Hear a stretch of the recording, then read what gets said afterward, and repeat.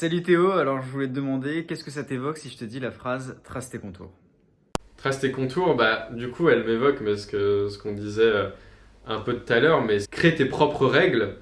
Et en même temps, trace tes contours, c'est encore plus accurate que créer tes propres règles parce que il y a le principe de créer avec le crayon. C'est-à-dire qu'avant de tracer les contours, la page est blanche et c'est littéralement ce que tout le monde devrait voir. Et en fait, c'est que la page, elle est blanche. Faut pas commencer à faire les croquis et machin et tout. C'est toi qui fais tes propres trucs. Et d'ailleurs, c'est fou comme ça marche bien. Moi, quand j'essaye de dessiner un truc vraiment, c'est moche. Alors que quand je laisse aller mon stylo à faire des traits et je commence par un œil, puis je fais ce que je veux après, je me laisse aller en fait, avec l'envie juste de dessiner, ça fait un truc qui est unique. Pas forcément, ça plaît pas à tout le monde, mais c'est unique. Et en général, ça plaît à beaucoup plus de gens que ce que j'essaye de faire.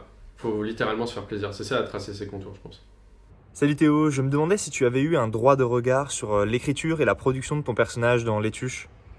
Oui et non, c'est-à-dire que sur le papier officiellement, non. C'est-à-dire qu'ils m'écrivent un rôle, je dois le jouer, c'est mon métier.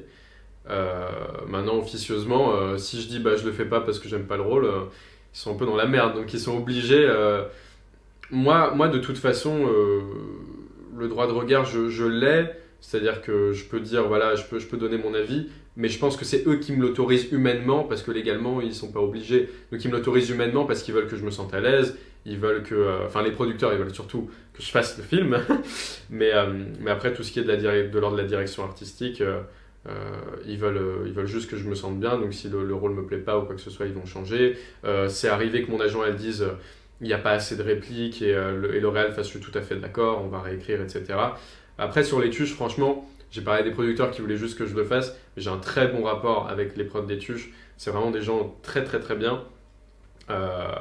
Frédéric Doniguian, de toute façon, c'est le producteur exécutif.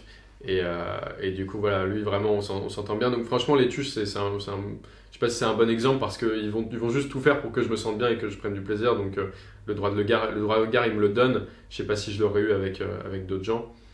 Est-ce que la réalisation marquée du film que tu nous as présenté, tu la trouves trop absente en France ? Oui, je pense que la réalisation très marquée de Phantom of the Paradise est absente dans le cinéma tout court en fait. Je pense qu'il ne faut pas oublier quand on réalise, quand on crée, qu'il n'y a zéro règle. Tout ce qu'il faut, c'est avoir une aspiration à partager quelque chose et se concentrer sur vouloir le partager et les trucs vont venir automatiquement. Moi, vraiment, c'est un truc qui me manque et si je réalisais... Mais en fait, je pense que c'est parce qu'on s'est fixé des règles. Il y a des règles de réalisation, il y a des règles de chef opérateur, il y a le montage, il doit être lisse parce que c'est vraiment le sens qui doit primer au-delà de l'émotion. C'est-à-dire qu'on doit comprendre ça doit être drôle. Donc il y a des règles en fait. Et si on suit tous les mêmes règles, il n'y a aucun film qui est différent, si ce n'est au niveau du scénario des acteurs. Et vu comment c'est petit, vu comment on prend toujours les mêmes acteurs, à la fin, ça va être juste des légères différences de scénario.